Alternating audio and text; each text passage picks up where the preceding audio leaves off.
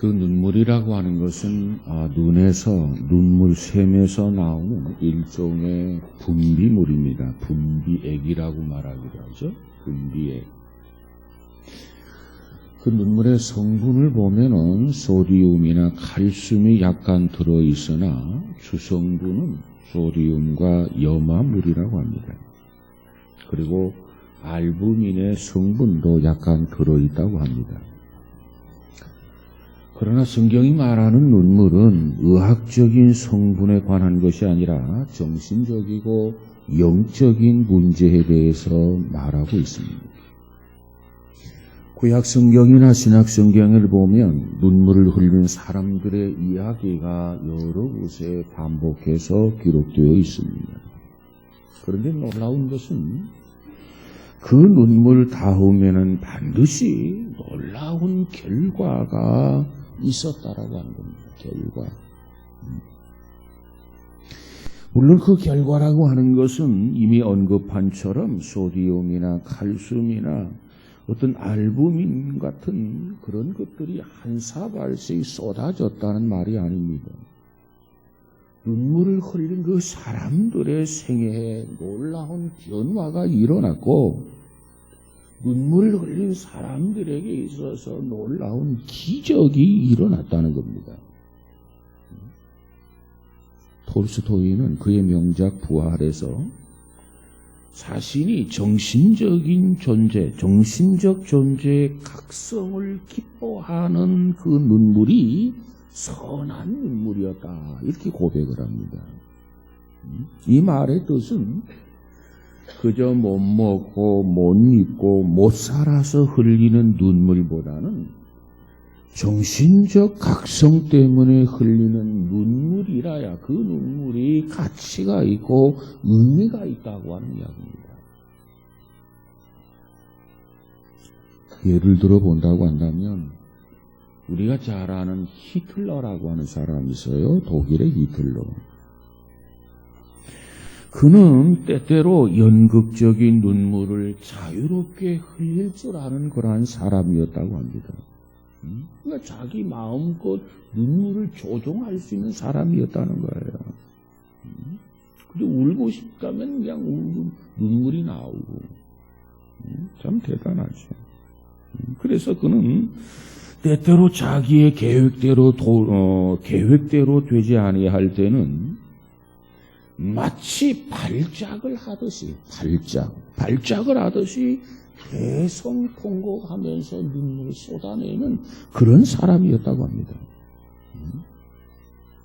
그래서 한때 나치의 지도 당원이었던 오토 슈트라레스라고 하는 사람이 이 나치 당을 탈당하겠다고 하자 밤새도록 그를 위해 설득을 하다가 자기 뜻대로 되지 않자 그는 3번이나 울음포를 터뜨려서 그저 대성통곡했다는 겁니다.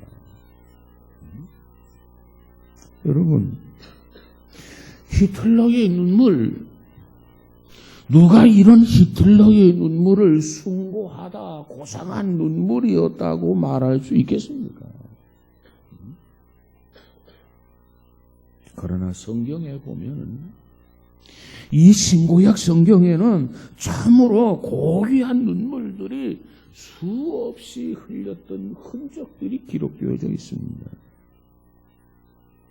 시편 6편에 가서 보면 자신의 죄를 뉘우치며 흘렸던 다윗의 눈물이 있습니다. 51편에 가서 보면 그는 밤마다 자기의 침상을 흠뻑 적셨다고 그렇게 이야기하고 있습니다. 욥기서 16장 20절에 가서 보면 고난 속에서 흘렸던 욥의 눈물도 있었습니다. 욥의 눈물. 고통당하면서 한없이 흘리는 눈물이 있었단 말이에요. 이사야서 38장 5절에 가서 보니까 죽음의 절망 속에서 흘렸던 히스기야 왕의 눈물도 있습니다.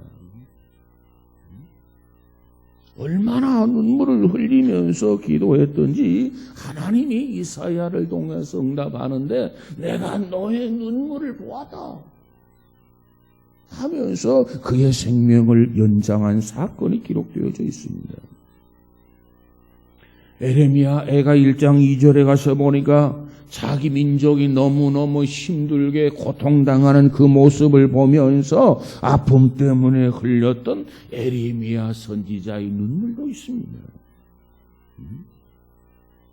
그런가 하면 자신의 지난 과거를 뉘우치면서 자기의 눈물로 예수님의 발을 적셨던 어느 여인의 눈물도 있어요.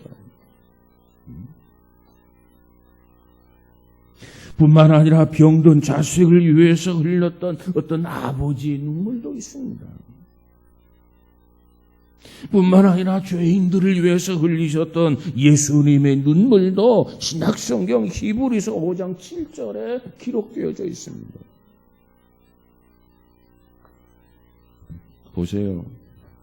독재자가 자기 욕망과 정권력을 실현하고 유지하기 위해서 하나의 수단과 하나의 방법으로 흘렸던 그 눈물과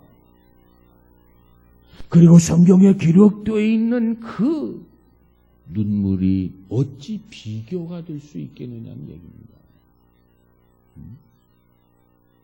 오늘 본문에 보면 이사야서 61장은 이스라엘 백성들에게 눈물 대신에 기쁨을 주겠다.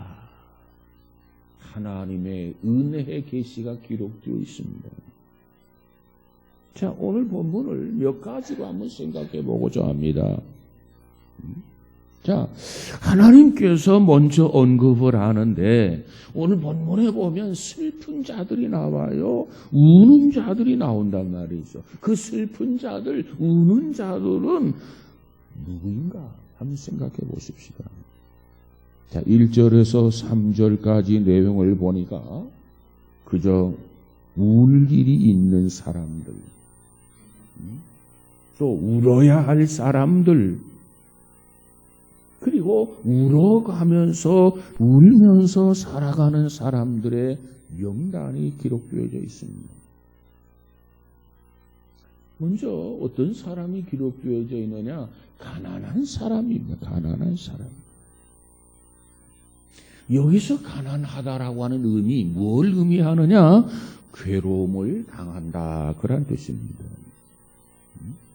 자, 가난한 자라고 하는 뜻.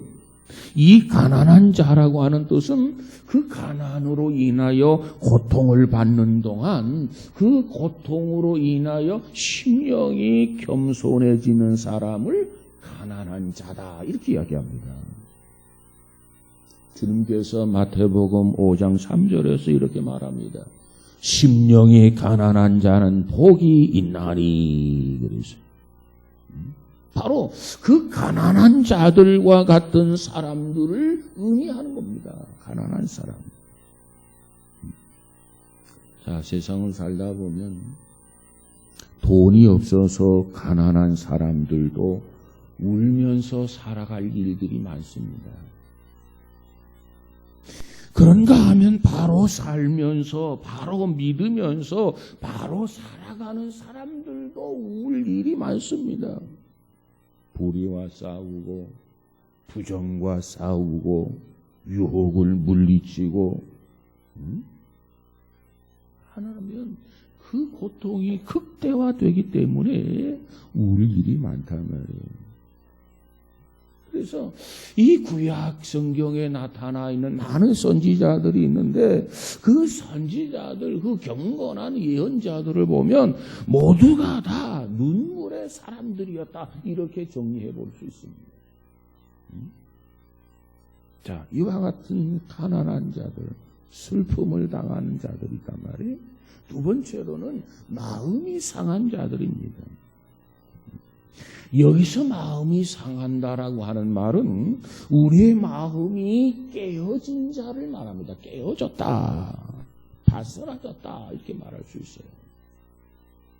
여기서 마음이 깨어졌다라고 하는 말은 그저 하나님 앞에 통회하고 하나님 앞에 회개하는 것을 의미합니다.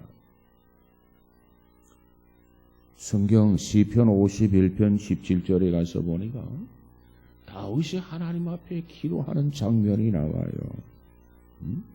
다윗이 하나님이 구하시는 제사는 상한 심령이라. 하나님이여 상하고 통회하는 마음을 주께서 멸시치 아니하시리이다. 이렇게 말하고 있습니다. 여러분, 이 세상을 살아가면서 세상에서 가장 힘든 일 몇 가지를 뽑는다면 그 중에 하나가 뭐냐? 자기의 죄를 인정하고 고백하면서 회개하는 것이 가장 힘든 일입니다. 자기를 깨트리는 일이 힘든 일이란 말이에요. 자기를 깨트리기가 쉽지가 않아요. 자기의 죄, 자기의 실수, 자기의 허물을 인정하고 그것을 회개하기가 쉬운 게 아니라 그 말이에요. 그런데 하나님은 이처럼 자기를 깨트리면서 하나님 앞에 지은 죄를 인정하고 고백하고 회개하면서 그런 과정 속에 흘러나오는 눈물, 통회의 눈물을 보시고 하나님은 용서하시기를 기뻐하시는 하나님이시라는 겁니다. 세 번째로는 포로된 자를 언급하고 있어요. 여기서 포로는 두 가지 종류의 포로가 있는데 그 중에 하나는 정치적인 포로이고 또 하나는 영적인 포로입니다. 정치적 포로라고 하는 것은 뭐냐? 전쟁에서 졌을 때 겪는 것이 정치적 포로이고 영적 포로라고 하는 건 뭐냐? 죄와 싸워서 이겨야 되는데 이 죄에 사로잡혔을 때 우리는 죄의 포로가 되는 거예요. 이것을 영적 포로다 이렇게도 이야기합니다. 그렇다면 이스라엘은 어떠한 상태입니까? 정치적으로는 지금 바벨론 포로입니다. 바벨론에 끌려가서 고통을 당하고 있었어요. 영적으로는 어떤 상태였느냐? 영적으로는 죄악의 포로였습니다. 이게 이 민족의 형편이었단 말이에요. 그 다음에 네 번째로 언급하고 있는데 어떤 사람들, 어떤 계층을 언급하고 있느냐? 갇힌 자들을 언급합니다. 갇힌 자들. 여기서 말하는 갇힌 자들은 누구냐? 이들은 힘이 없는 민중들로서 억울하게 옥에 갇혀있는 사람들을 의미합니다. 자, 이와 같이 네 종류의 사람들을 한마디로 통틀어서 설명한다면 이들 모두는 2절에서 언급한 대로 슬픈 자들입니다. 슬픈 자들. 이들은 가난해서 울어야 되고 이들은 마음이 아파서 슬퍼서 울어야 되고 이들은 포로가 되어서 울어야 되고 이들은 힘이 없어서 옥에 갇힌 자로서 울어야 되는 그런 대상이라 그 말이에요. 여러분, 오늘 우리들도 자신을 한번 생각해 보십시다. 세상을 살다 보면 울고 살 때가 많습니까? 아니하면 웃으면서 살 때가 많습니까? 어떤 철이는 그런 이야기를 했어요.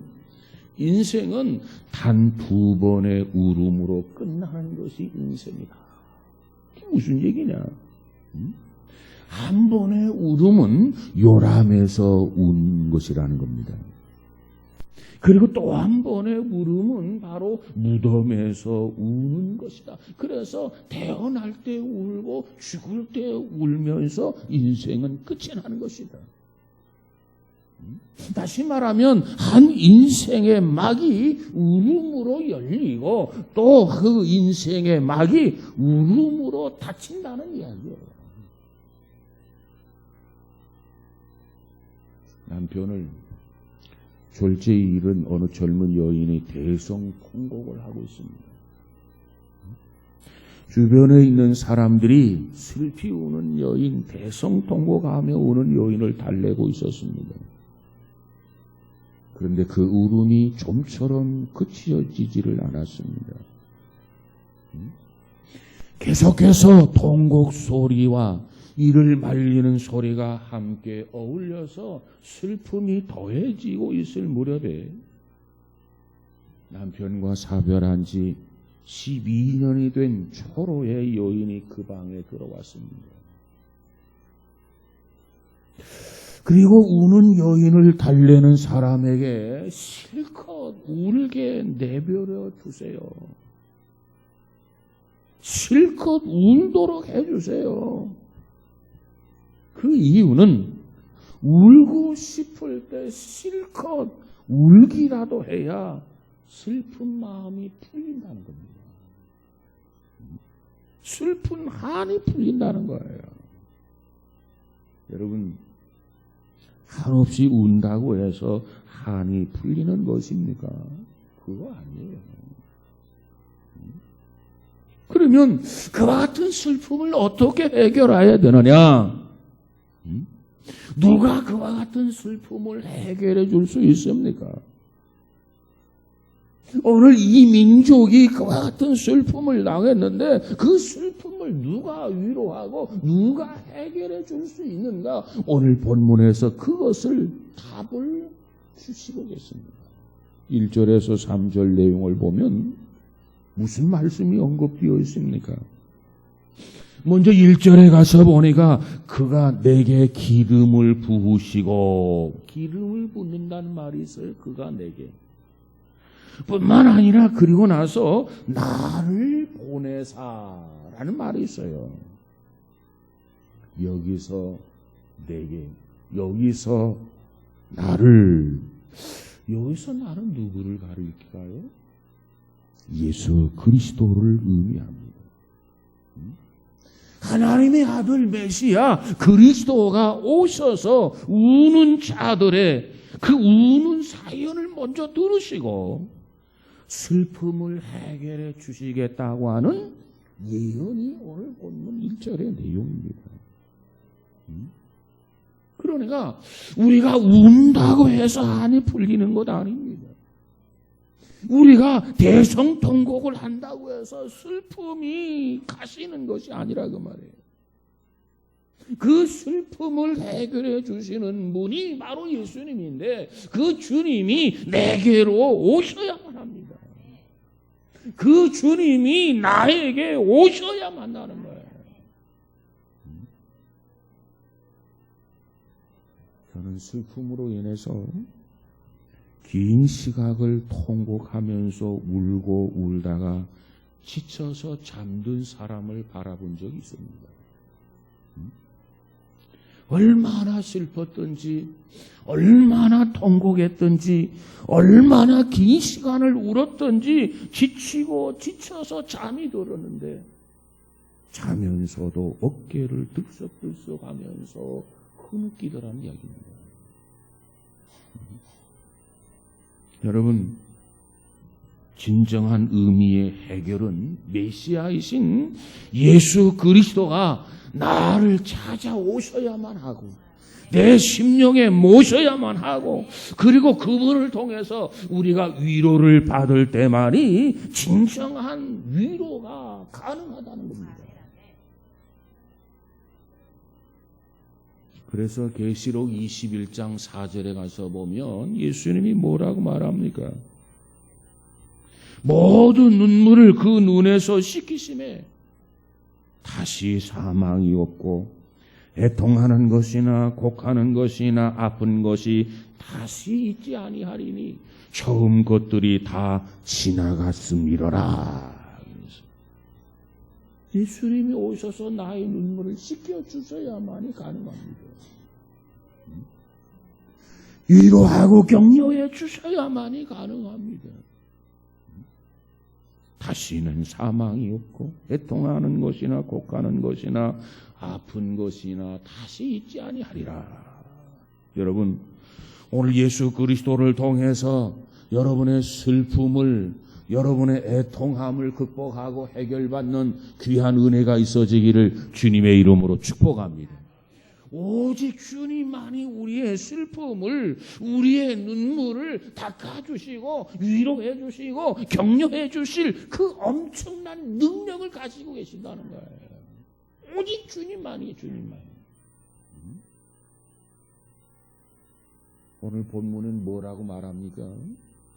가난한 자에게는 아름다운 소식을, 마음이 상한 자에게는 고치시며 포로된 자에게는 자유를, 갇힌 자에게는 노임을 선포해 주신다고 했어요. 주님만이 우리의 문제를 해결해 주신단 말이에요. 여러분, 주님께서 우리가 흐르는 그 눈물만 닦아주시는 것이 아니라 그 눈물을 왜 흘리느냐, 무엇 때문에 그처럼 슬퍼하고 무엇 때문에 그처럼 애통하느냐, 그 슬퍼하고 애통하는 근본의 문제를 해결해 주신다는 겁니다. 그래서 다시는 가난할 필요도 없고, 다시는 마음 상해야 될 필요도 없고, 다시는 포로되거나 다시는 갇힐 필요가 없게 해주시겠다는 겁니다. 여러분, 우리 스스로는 슬픔을 해결하지 못합니다. 주님이 오셔서 우리의 슬픔을 해결해 주시는 줄로 믿습니다. 그 믿음이 우리에게는 필요해요. 주님만이 나의 위로자요, 주님만이 나의 슬픔을 해결해 주실 줄로 믿습니다. 이 믿음이 우리에게 필요하단 말이에요. 자, 그러면 어떻게 이와 같이 해결해 주시느냐? 오늘 본문에 보면 슬픔을 해결해 주시는 방법을 한번 생각해 보십시다. 2절에 보니까 슬픔을 당한 자에게 어떻게 그 슬픔을 해결하시느냐? 은혜의 해와 보복의 날을 선포하여 그랬어요. 은혜의 해와 보복의 날을 선포하여. 우리가 레위기 25장을 가서 보면 신년 제도가 나옵니다. 신년 제도. 신년이라고 하는 게 뭐냐? 우리에게는 안식년 제도라는 게 있는데, 이 안식년 제도가 7년 단위로 해서 안식년을 지키게 되고, 그 안식년을 7년 단위로 7번 지키고 난 다음해가 50년 되는 해인데, 이 50년 되는 해가 바로 신년이라는 겁니다. 신년. 그러면 그 신년에는 어떤 일이 일어나느냐? 모든 종들에게 자유를 준 겁니다. 종들, 노예들을 해방시키는 거예요. 그러면 종들만 자유를 주고 끝나는 거냐? 아니에요. 자, 지난 49년 동안 땅에 씨앗을 뿌려서 곡식을 거두었단 말이에요. 그런데 그 땅에 씨앗을 뿌리지를 않아요. 1년 동안 그저 묵힌다고 말해야 되겠죠? 그래서 곡식의 열매를 거두지 못합니다. 왜? 뿌려야 곡식을 거두게 되는데 50년 되는 해, 그 해는 땅에다 씨앗을 뿌리지 아니하고 그냥 방치해 두는 거예요. 묵히는 거예요. 그렇기 때문에 그 해에는 열매도 거두지를 못합니다. 그러니까 신년 제도를 보면은 모든 사람, 모든 생축, 모든 소산이 자유로워지는 해가 바로 신년입니다. 그래서 그 해를 뭐라고 하느냐? 은혜의 해다. 은혜의 해. 그래서 이 신년 제도는 무엇을 의미하느냐? 예수 그리스도를 예표하는 겁니다. 예수 그리스도. 예수 그리스도가 이 땅에 오심으로 해서 은혜의 해가 선포가 되고, 은혜의 해가 선포가 되므로 자유가 주어지고, 해방이 주어지고, 위로함이 주어지고, 평강이 선포되는 거예요. 예수 그리스도는 영원한 신년입니다. 우리의 영원한 신년이 되십니다. 한 해의 신년으로 끝나는 게 아니라 예수 그리스도는 영원한 신년인 것을 믿으시기 바랍니다. 그러면 누가 이 은혜를 입느냐? 누가 이와 같은 혜택을 받느냐? 누가 이와 같은 축복을 받느냐? 그 대상을 한번 생각해 보십시오. 그 대상. 어떤 사람이 이 은혜를 입고 이 은혜의 축복을 받느냐 말이에요? 오늘 본문 3절에 가서 보니까 시온에서 슬퍼하는 자에게 이 은혜, 이 축복이 주어진다는 겁니다. 시온에서 슬퍼하는 자. 시온을 떠나지 아니하고 회개하고 애통하고 간구하는 자들, 그와 같은 자들에게 은혜의 해가 선포되는 은총을 주신다는 겁니다. 그저 슬픔 속에서 시온을 떠날 수도 있지 않겠습니까? 고난 속에서 시온을 떠날 수도 있지 않겠습니까? 고통 속에서 시온을 등질 수도 있지 않겠습니까? 그런데 그런 가운데서도 결코 시온을 떠나지 않는 자들에게 이와 같은 은혜, 이와 같은 축복을 주신다는 거예요. 그렇다면 여기서 말하는 시온은 무엇을 의미하느냐? 예루살렘을 의미합니다. 예루살렘. 그러나 저들이 고난을 받고 역경을 당하고 시련을 당하고 고통을 당하지만 어떠한 경우에도 예루살렘을 떠나지 아니하고 예루살렘을 지키는 사람들이 바로 이와 같은 은혜를 입고 축복을 받는다는 겁니다.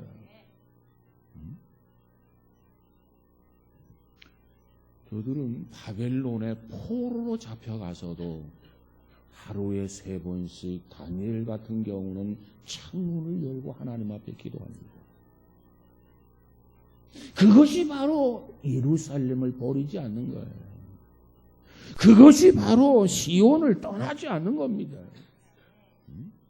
하나님은 바로 그와 같은 삶을 원하는 거예요. 우리에게 어떤 고난이 오고 어떤 시련이 오고 우리에게 어떤 역경이 와도 결코 시온을 떠나지 아니하고 예루살렘을 버리지 아니하고 하나님이 주신 땅을 잊지 아니하는 사람, 그 은혜를 기억하며 사는 사람, 그와 같은 사람들에게 이 은혜, 이 축복을 주신다는 거예요. 어떤 사람은 신앙생활을 하다가 고난이 당하고 역경을 당해요. 슬픔이 있어요. 그 고난, 역경, 슬픔 때문에 하나님을 떠나고 시온을 등지는 사람이 없지 않아 있는데 그와 같은 사람들에게는 이 은혜, 이 축복에 참여할 수 없습니다. 고난 속에서도 시온을 지키고 역경 속에서도 예루살렘을 버리지 아니하고 하나님 앞에 눈물을 흘리는 사람, 이와 같은 사람들에게 이 은혜, 이 축복을 주신다는 거예요. 저는 이 시온을 무엇으로 보느냐? 오늘 교회 재단으로 봅니다. 교회로 봐요. 재단에 엎드려서 슬픔을 당할 때마다 교회에 엎드려서 하나님 앞에 눈물을 흘리는 사람들, 애통해하는 사람들, 슬퍼하는 사람들, 회개하는 사람들을 하나님은 이 은혜, 이 축복을 선포해 주시는 것을 믿으시기 바랍니다. 그러면 구체적으로 어떤 은혜를 주시느냐? 다시 말하면 눈물 뒤에는 무엇이 오느냐?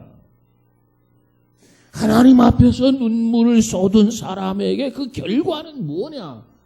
오늘 본문 3절 이하에 보면은 슬퍼하는 자에게 화관을 주신다고 했어요. 화관. 저들이 회개할 때는 어떻게 회개합니까? 죄를 무릅쓰고 회개를 했습니다. 그런데 이제는 그들에게 관을 씌워주신다는 거예요. 화관.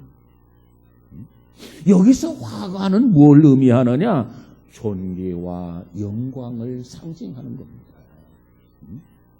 예수님께서 십자가에 죽으셨기에 사흘 만에 부활하시는 영광을 하나님이 주셨어요. 오늘 우리가 회개하고 뉘우치고 애통하고 눈물을 흘리면 하나님이 우리에게 뭘 주시느냐? 화관을 주신다는 겁니다. 존귀와 영광을 얻도록 해주신다는 거예요. 하나님의 약속이에요. 그 다음에 두 번째로 슬픔 대신에 희락, 기쁨을 주신다는 겁니다. 전날에는 한숨이 있었어요. 전날에는 고민이 있었어요. 전날에는 근심이 있었어요. 그런데 이것이 변하여 기쁨이 되게 해주시겠다는 겁니다. 이게 하나님의 약속이에요. 우리가 부르는 찬양 중에 이런 찬양이 있어요. 주 안에 있는 나에게, 주 안에 있는 나에게 난 근심이 있으랴 십자가 밑에 나가 내 짐을 풀었네. 주님을 찬송하면서 할렐루야 할렐루야 내 앞길 멀고 험해도 나 주님만 날아가리. 전날에는 근심이 있었어요. 그런데 나아가서 십자가 밑에서 그 근심의 짐을 다 풀어 내려놓았어요. 그리고 주님을 향해서 할렐루야 할렐루야 내 앞길 멀고 험해도 나 주님만 따르리. 여러분, 근심 대신에 우리에게 찬송하도록 해주신다는 거예요. 얼마나 귀한 은혜입니까? 그리고 10절과 11절을 가서 보니까는 어떠한 혜택을 주시느냐. 구원의 옷을 입히시고, 구원의 옷을 입히시고, 공의의 겉옷을 입히시고, 신랑과 신부처럼 곱게 아름답게 단장케 해주신다 하는 것이 10절 11절의 내용입니다. 어떠한 자에게 이와 같은 은혜를 주느냐. 정말 주님 앞에 나와서 회개하고 통회하고 눈물을 흘릴 줄 아는 사람에게 이와 같은 축복을 주신다는 거예요. 자, 그러니까 오늘 본문 3절 10절 11절을 종합해 보면은 이렇습니다. 내가 당하는 슬픔을 근본적으로 해결해 주신다는 거예요. 내가 당하는 슬픔을 완벽하게 해결해 주시겠다는 겁니다. 이게 하나님의 약속이에요.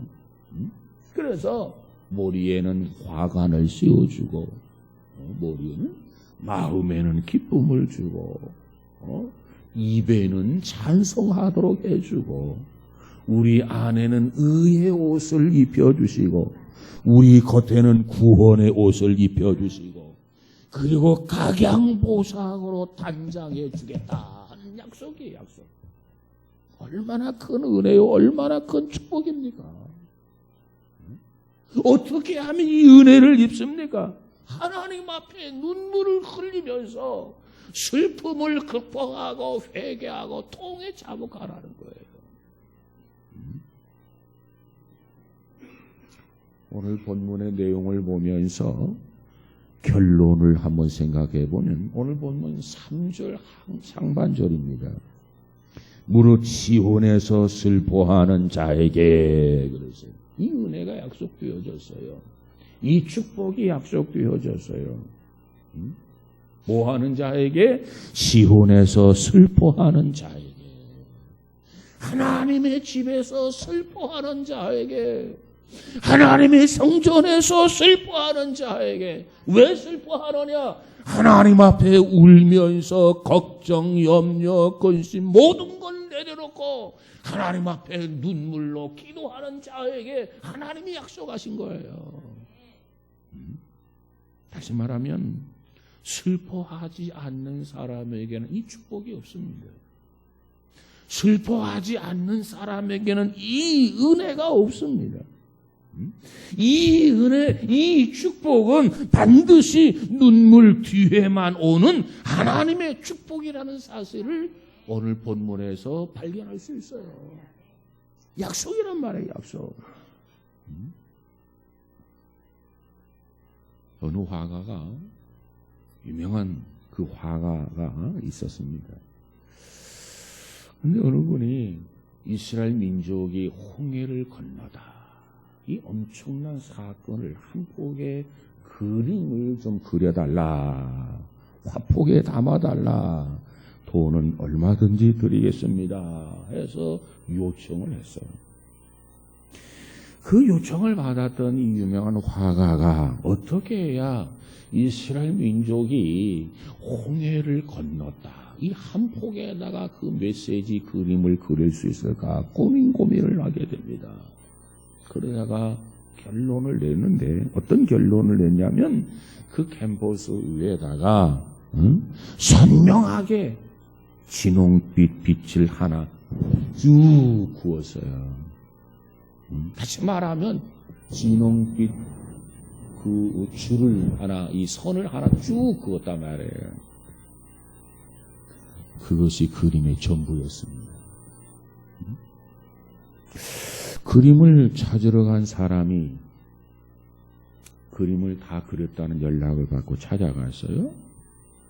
그런데 딱 이 그림이 있는데 보니까 그 캠퍼스에다 그냥 분홍빛 그 선을 쫙 하나 그어놓은 그 그림이었어요. 참 단순했지만은 그 그림을 바라보면서 정말 멋있다, 정말 근사하다, 정말 감동적입니다, 이렇게 이야기를 합니다. 그런데 히브리 사람들은 어디에 있습니까? 물었어요.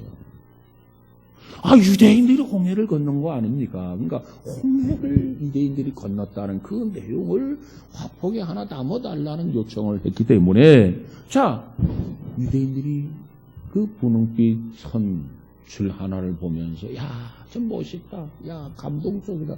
근데 유대인들은 어디에 있습니까? 이렇게 물었어요. 그랬더니 화가가 답변합니다. 유대인들이요?